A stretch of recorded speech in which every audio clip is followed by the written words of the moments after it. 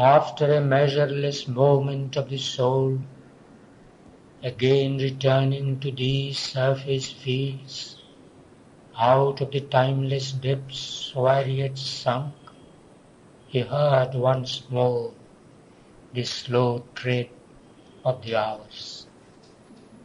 All once perceived and lived was far away. Himself was to himself his only seeing. Above the witness and his universe, he stood in a realm of boundless silences, awaiting the voice that spoke and built the worlds. A light was around him, wide and absolute, a diamond purity of eternal sight. A consciousness lay still, devoid of forms, free, wordless, uncoerced by sign or rule, forever content with only being and bliss, a sheer existence lived in its own peace on the single spirit's bare and infinite realm. Out of this sphere of mind he had risen. He had felt the rain of nature's hues and shades. He dwelt in his self's colourless purity. It was a plane of undetermined spirit that could be a zero or round sum of things, a state in which all ceased and all began. All it became that figures the absolute, a high, vast peak whence spirit could see the worlds, calm's wide epiphany, wisdom's mute home, a lonely station of omniscience, a diving board of the eternal's power, a white flow in the house of all delight. Here came the thought that passes beyond thought. Here the still voice, which our listening cannot hear, the knowledge by which the knower is the known, the love in which beloved and lover are one.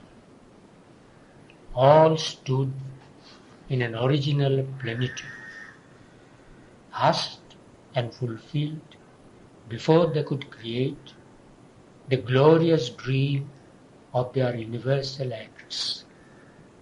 Here was engendered the spiritual birth. Here closed the finite scroll to the infinite. 1,000 roads leaped into eternity, or singing ran to meet God's veilless face. The known released him from its limiting chain.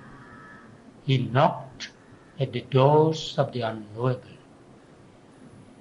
Thence, gazing with an immeasurable outlook, one with self-in look, into its own pure vast, he saw the splendor of the Spirit's realms, the greatness and wonder of its boundless works, the power and passion leaping from its calm, the rapture of its movement and its rest, and its far-sweet miracle of transcendent life, the million-pointing, undivided grasp of its vision of one same stupendous all, its inexhaustible acts in a timeless time, a space that is its own infinity,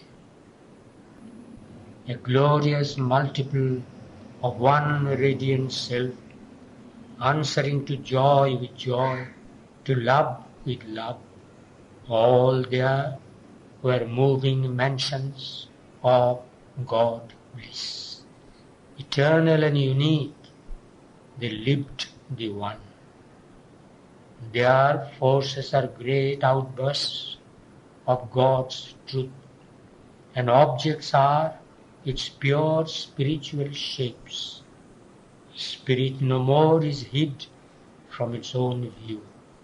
All sentience is a sea of happiness, and all creation is an act of light.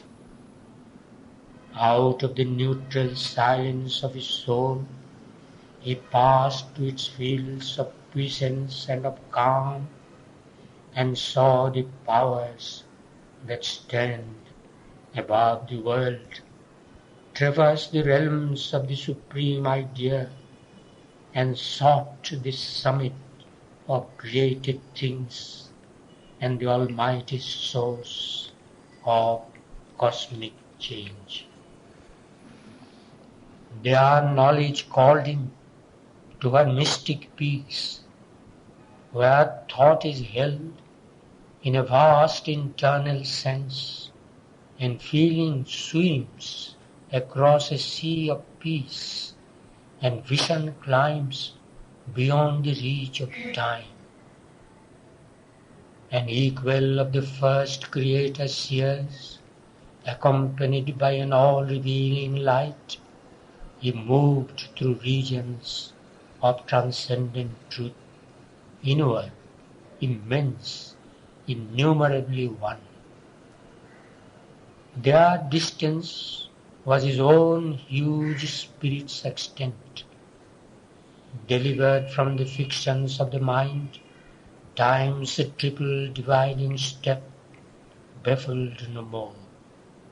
Its inevitable and continuous stream, the long flow of its manifesting course, was held in spirit's single white regard. A universal beauty showed its face. The invisible, deep-fraught significances, here sheltered behind form's insensible screen, uncovered to him their deathless harmony, and the key to the wonder book of common things. In their uniting law stood up, revealed, the multiple measures of the uplifting force, the lines of the world geometer's technique, the enchantments that uphold the cosmic web, and the magic underlying simple shapes. On peaks where silence listens with still heart to the rhythmic meters of the rolling worlds, he served the sessions of the triple fire. On the rim of two continents of slumber and trance, he heard the ever unspoken reality's voice. He awakened revelation's mystic cry, the birthplace found of the sudden infallible word, and lived in the rays of an intuitive sun. Absolved from the ligaments of death and sleep, he rode the lightning seas of cosmic mind, and crossed the ocean of original sound.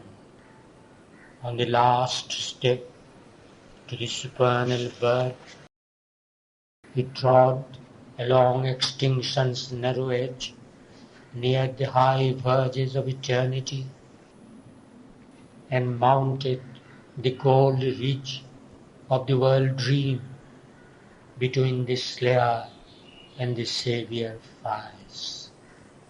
The belt he reached of the unchanging truth met borders of the inexpressible light, and thrilled with the presence of the ineffable.